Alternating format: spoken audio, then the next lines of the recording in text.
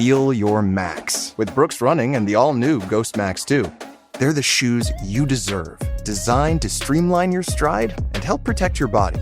Treat yourself to feel-good landings on an ultra-high stack of super comfy nitrogen-infused cushion that takes the edge off every step, every day. The Brooks Ghost Max 2. You know, technically, they're a form of self-care. Brooks, let's run there. Head to brooksrunning.com to learn more. Hello, and welcome to Black Marriage Therapy, BMT for short. Here we become students of marriage in order to create healthy, long-lasting relationships. I'm your host, Kristen Smith, and in today's episode, we discuss brokenness, marrying a spouse from a broken home, and its implications on your current marriage or your future marriage.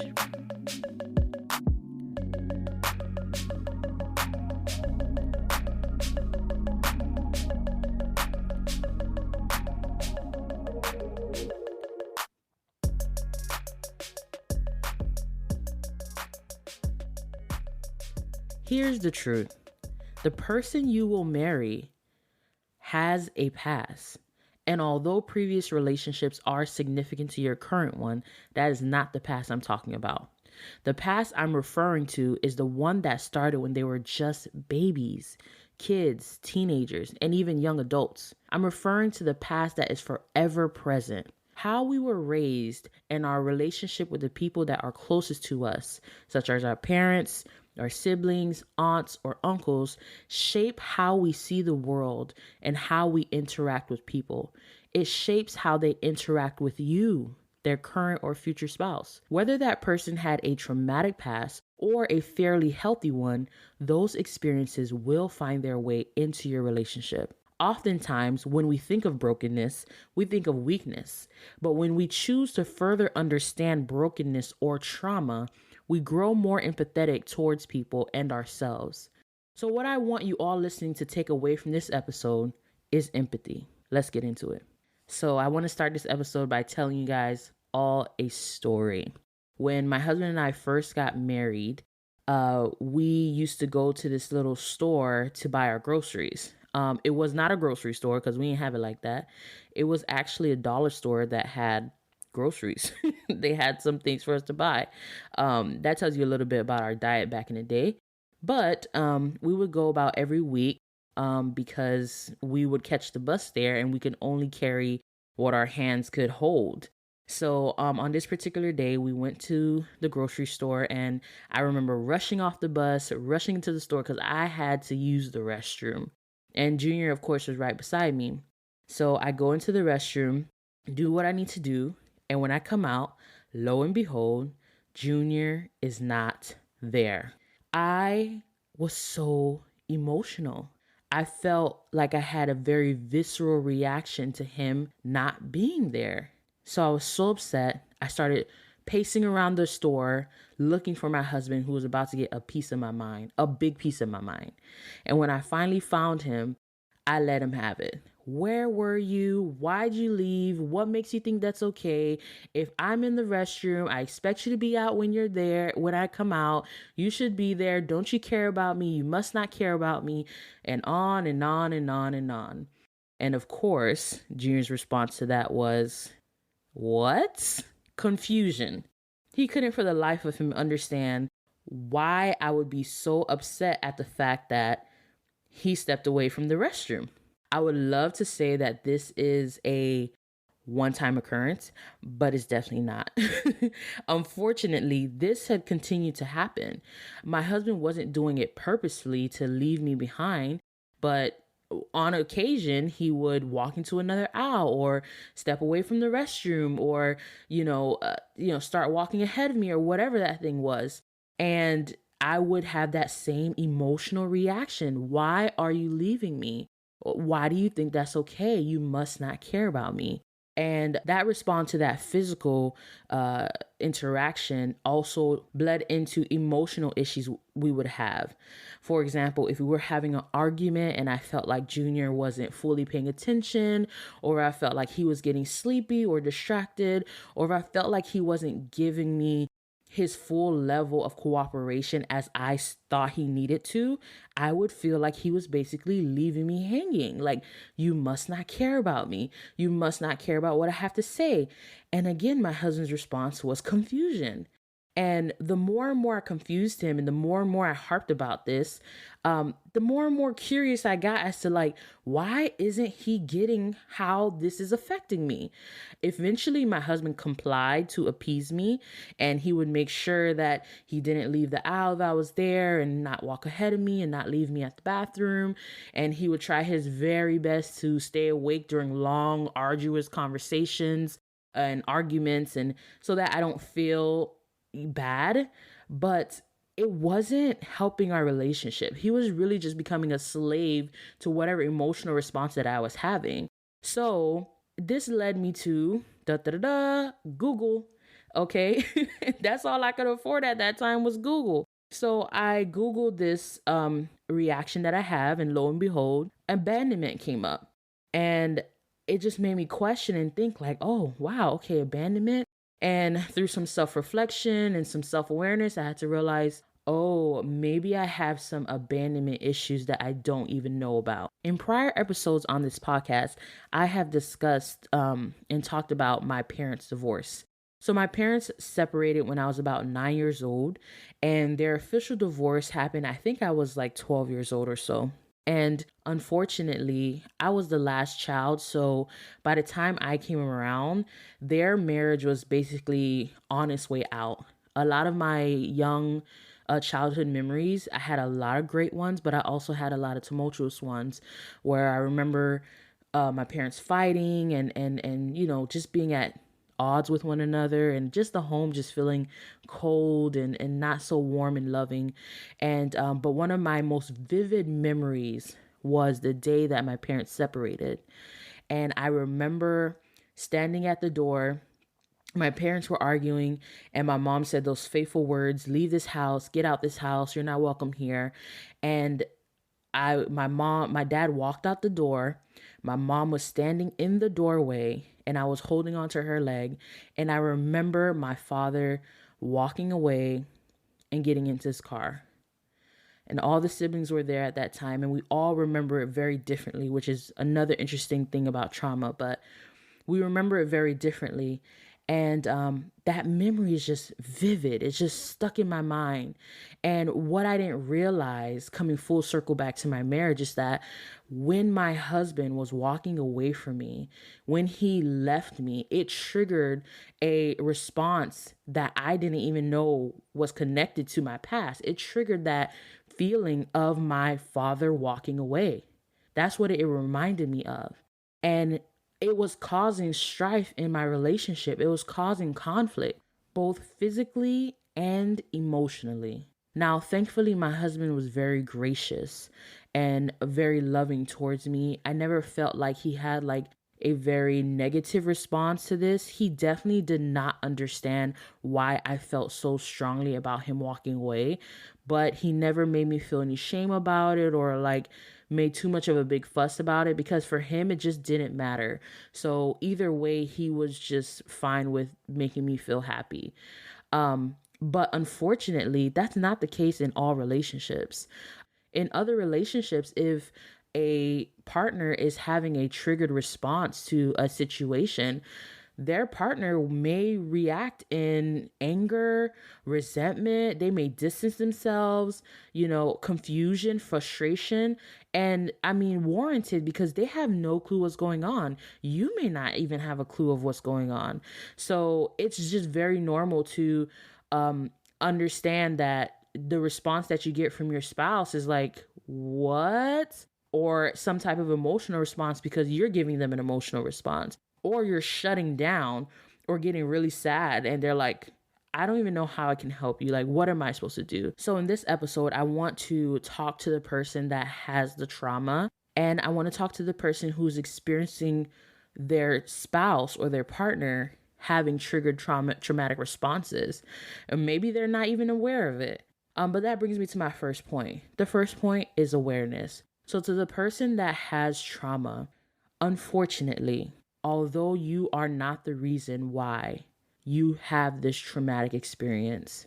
You are the one who is responsible of healing this traumatic experience. And I'm sorry, because it sucks. In my opinion, one of the hardest things that you can do is face yourself and the monsters that's inside, and to get rid of those monsters and to heal those monsters, heal your heart. And I'm sorry that you experience whatever that you experience. I really pray for strength for you if you are trying to go on this journey of healing so that you can feel whole as a human being.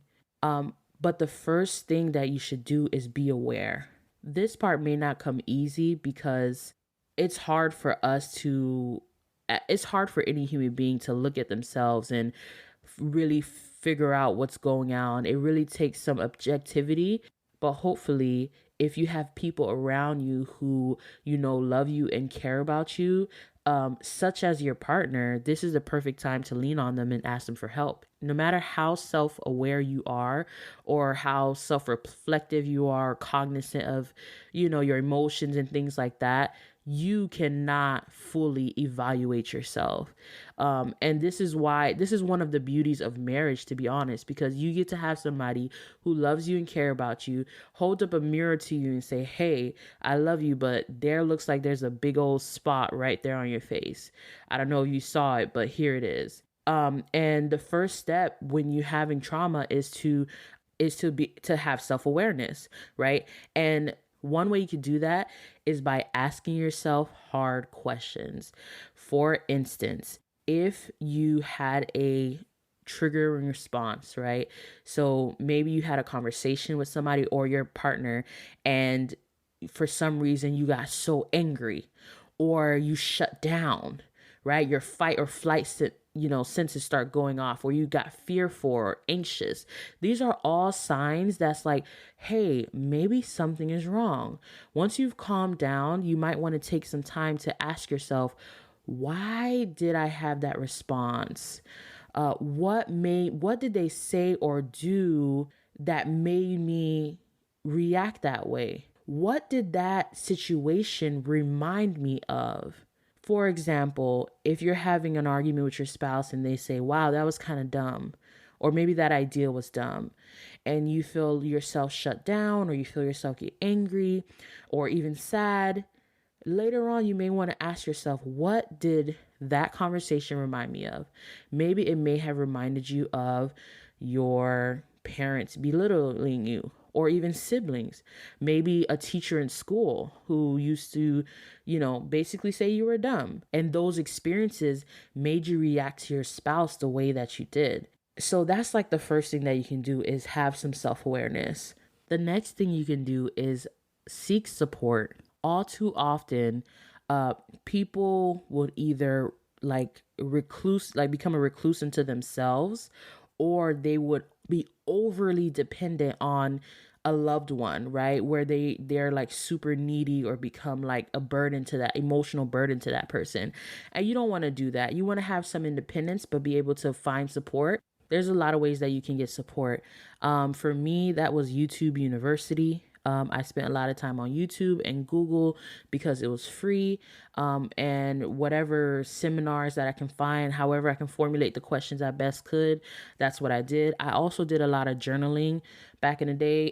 I can't remember the last time I journaled, but that's also very helpful. It's just a way for you to be reflective and ask yourself hard questions. Also, the library. There are a lot of free things that you can get at the library. I don't know if you know this, but the most libraries have free audiobooks. You can access them on an app called Libby, Libby.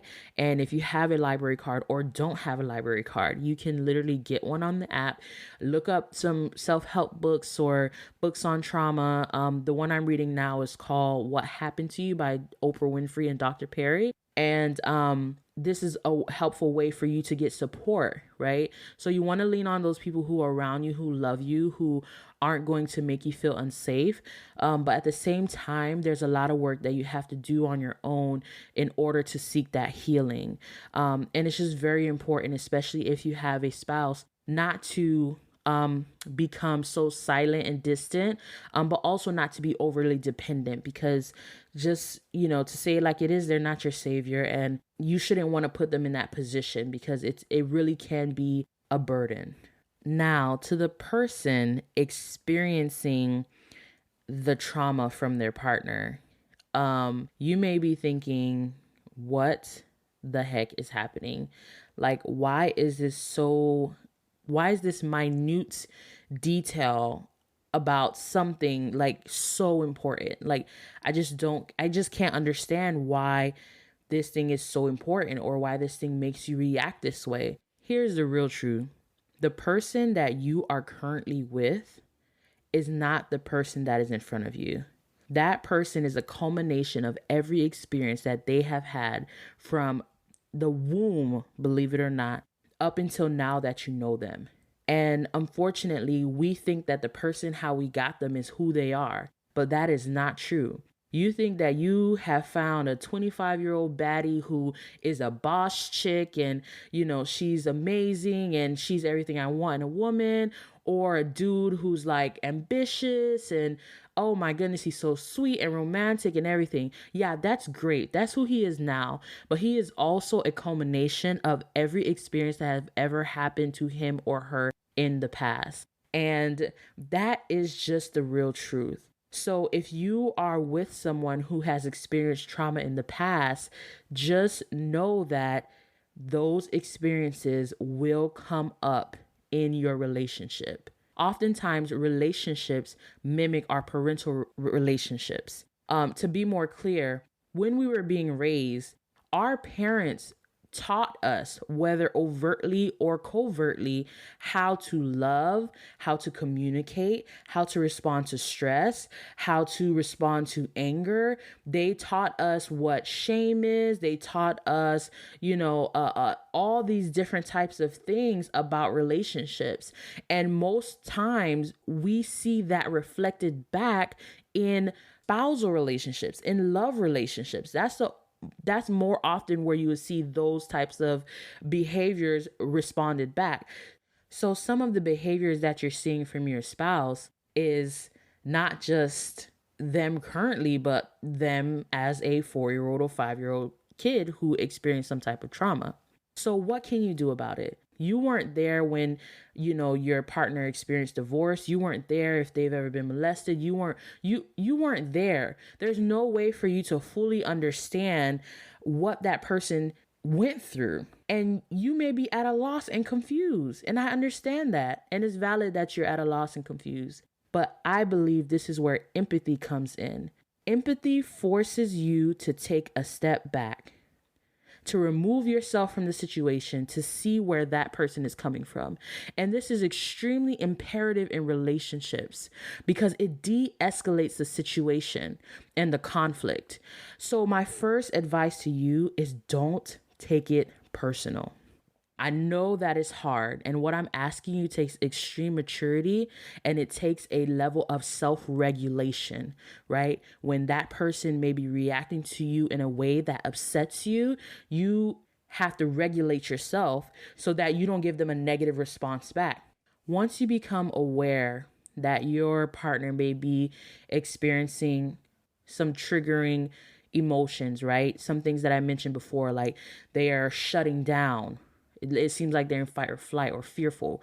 They get really anxious or they get really angry, right? This thing that continues to happen in our relationship, right? If you take notes, you're like, oh, every time we have a conversation about money, this lady flip out. Why? Because maybe he or she experienced poverty, which is a trauma. It's a form of trauma.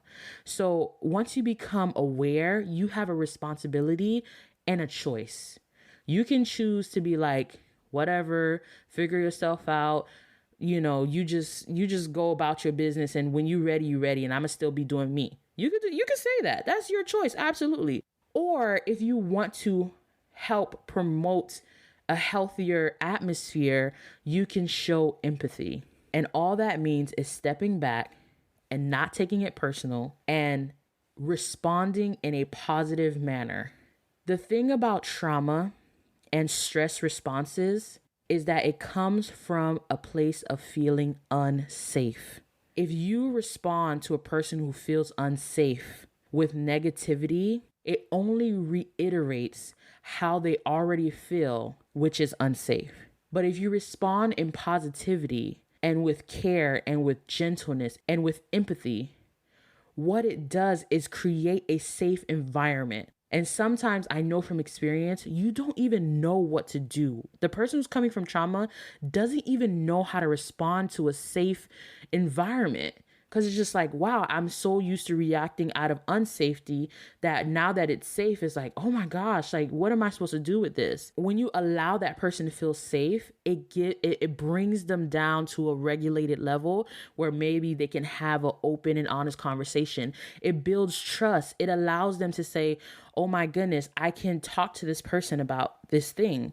And what you do, what the unique opportunity that you have, because you are the one of the closest people to this person as a spouse or as a partner, is you get to walk this person down probably the hardest path that they'll ever have to walk. And that is facing themselves and having a journey of healing. I am not asking you to be this person's savior. You should not have to carry the burden of savior and healer for this person. And I'm not asking you to do that. What I'm asking you to do is to not take it personal and to be supportive and to help lead them to support, to community, to whatever they need to assist them in this healing journey. And what that would do ultimately, and I know this from experience, when you walk hand in hand with your partner, with something that is so deeply rooted, you create a level of intimacy that no one will ever understand. And you create a bond with this person that no one will ever understand. That fortifies your relationship. It builds and reaffirms trust. And that is extremely important in relationship. Lastly, I would like to address the very likely situation that both of you guys come from a background of trauma. Unfortunately, according to statistics, more than 2/3 of children have experienced some form of trauma. This is in the United States. And this is according to the Substance Abuse and Mental Health Services Administration. Across the globe, 1 in 8 adults have reported childhood sexual abuse, and 1 in 4 have reported physical abuse. So the very likelihood that both of you are coming from some form of trauma background is very high. It's very likely. As was the case for my husband and I. My husband, and I know he's okay with me sharing this, came from an abusive home. His father was very angry, very violent towards his mother, and oftentimes angry and violent towards his children. And although my husband's trauma was different, he was triggered as well. I triggered him many times, and I'm pretty sure I made him angry, and the way his anger is triggered didn't make sense to me. I've never experienced that level of anger before. And he was never violent, and he was never, he didn't even have like a big angry type of reaction. He had more of a quiet, smoldering anger. But I can always feel it. It kind of brings that tension into the room. So he was triggered in anger. He was triggered with shame. He was also triggered when he felt like he couldn't do what he wanted to do. His father's behavior robbed his childhood and the peace and the joy that he was supposed to have. So when he came into our relationship, he just knew that no matter what, I'm going to choose myself. I'm going to choose what makes me happy, which promotes selfishness in a relationship, which is not healthy. And oftentimes he would say, well, I'm going to choose myself over what may be best for my family. And that was tumultuous. It caused a lot of conflict in our relationship. So I was coming from a divorce background. He was coming from an abusive and divorce background. And oftentimes my husband and I will find each other. We would be triggering each other. And to be honest, I feel like we overcame it by the grace of God, because we didn't have the resources and we just took turns. Sometimes it was his turn to receive the support and the love and the understanding and the empathy. And sometimes it was my turn, and Oftentimes we would have to put ourselves on the back burner just to help this other person overcome what they're going through, and help them to realize, oh wow, this is from my past. This is why I'm feeling this way. This is why I'm reacting this way. So in those cases, if I can be honest, it's difficult because both you guys are not coming from safety and you are fighting an uphill battle. I'm not going to sugarcoat it and lie to you. It's difficult, but it is possible. And again, one of the first things you can do is become aware. And once you become aware, you have a responsibility of choice, and you can decide how to move forward, to seek help, to ask friends and families for help, to read books and go on YouTube, to find a therapist. Whatever you think that you can do that can help you, it's your responsibility to do that. The only thing I would say, if there's two people in a relationship who has experienced trauma and are triggering each other, it is very important that you do not see each other as the enemy. That person is not your mama or your daddy. The other person is not your mom or your daddy. They are your spouse. And sometimes you have to remove yourself from the situation and get help from other people so that you guys don't see each other as the enemy and bicker and destroy the relationship. So if you realize that you may be in this situation with your spouse, whether you are the one with a traumatic background or the one with a healthy, safe background, where could you start? So currently, I am reading a book called What Happened to You. And this book is this book is written by Oprah Winfrey and Dr. Perry, who is a neuropsychologist. He is also a child psychiatrist. I mean, at this point, he has like probably so many degrees and accolades and things like that. He looks at child trauma from the aspect of the brain and really delves deep into explaining how and why people are the way they are. Oprah writes in the book, understanding how the brain reacts to stress or early trauma helps clarify how what has happened to us in the past shapes who we are, how we behave, and why we do the things we do. Through this lens, we can build a renewed sense of personal self-worth and ultimately recalibrate our responses to circumstances, situations, and relationships. It is, in other words, the key to reshaping our very lives. That was an excerpt from the book, What Happened to Us. This book, and I'm nearly done, but I'm still reading through it, has been so useful to me. Some of my background in where I worked in childhood. I worked for Child Protective Services, so I got trained on trauma and childhood trauma and things like that. So a lot of what they're talking about in the book is familiar to me, but for a person who may not know about trauma, this will be a complete eye opener to you. This is both for the person who has experienced trauma and the person who is seeking help to understand what my partner is going through when they have emotional responses to certain things. So this book is a great place to start. Remember, guys, we are committed to becoming students. We have to learn and relearn in order for us to bring to fruition the vision that we have for our relationship. So this is a great place to start. Highly recommended. Again, I want to mention you can find this book for free. If you don't have $15 to spend on this book, you can find this book for free at your library, or you can find the audiobook for free at an app called Libby, Libby, and it's connected to your local libraries. You just put your library card in or sign up for a library card and you can get access to the audiobook. So that's definitely a great place to start. Also, I just want to offer some resources to those who may be ready to take this journey of healing or support somebody on their journey of healing. A few things you can do. You can reach out to your local therapist. That's Google. I know also if you're looking for a Black therapist, they have Therapy for Black Girls. They have a database. I believe it's women and men on their database. The last time I checked, I think it was women, but there may be women and men. That's a place that you can start. They also have digital therapists now where you can meet via like on your FaceTime or through messages. I actually did use BetterHelp, and it was helpful for me in the season that I needed it. But I also know that they have Talkspace. They also have cognitive behavior therapy journaling, and they have an app called a CBT Thought Diary, and it's free. And basically, they ask you how you're feeling, and they ask you thought-provoking question, and it's basically journaling, but it's a way for you to do some of the work yourself. And then also, I advocate YouTube University. YouTube University is a lot of trial and error. So take things with a grain of salt, and you got to test it and see what works and see what doesn't work, because, maybe not everyone there are experts, but it's still helpful and can be very useful. I just want to offer those resources to you guys, and all that information will be in the show notes. To send you guys on your way, I would love to end with a quote on empathy from Brené Brown. Empathy has no script.